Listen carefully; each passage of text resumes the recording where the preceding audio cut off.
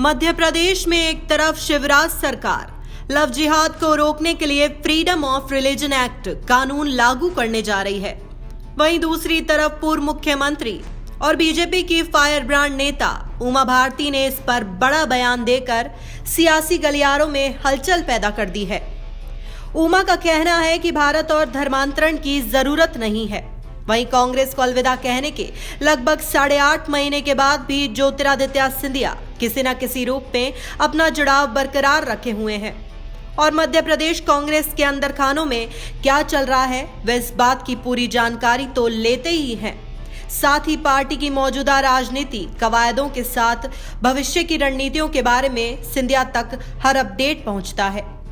आपको बता दें कि खबर यह है कि ज्योतिरादित्य सिंधिया तक कांग्रेस की अंदरूनी जानकारियां कोई और नहीं बल्कि उनके वफादार ही पहुंचाते हैं, जो कांग्रेस संगठन में अलग अलग स्तर पर सक्रिय हैं। सिंधिया के ये वफादार उनके एजेंट की तरह काम करते हैं, जिनकी ड्यूटी सिंधिया को कांग्रेस की हर जानकारी मुहैया कराना है।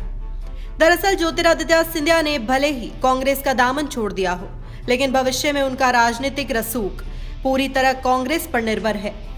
मध्य प्रदेश खासकर ग्वालियर चंबल इलाके में कांग्रेस जितनी कमजोर होगी, सियासत के फलक पर सिंधिया उतने ही मजबूत होंगे और कांग्रेस को कमजोर रखने के लिए उससे जुड़ी सभी जानकारी सिंधिया तक पहुंचना जरूरी है।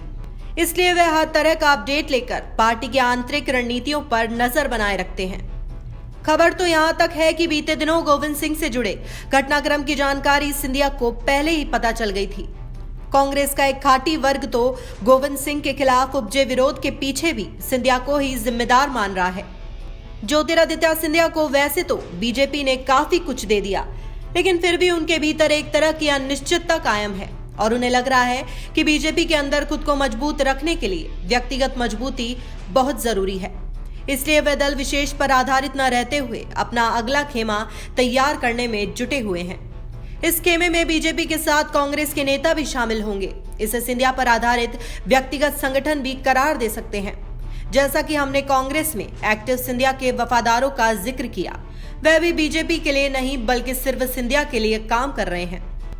बहरहाल ऐसे में जाहिर है कि सिंधिया के लिए एजेंट की तरह काम कर रहे नेताओं को महाराज की तरफ से विशेष आश्वासन मिला होगा और संबंधित नेताओं की अपेक्षा की पूर्ति वे किस तरह करते हैं, ये देखना दिलचस्प होगा।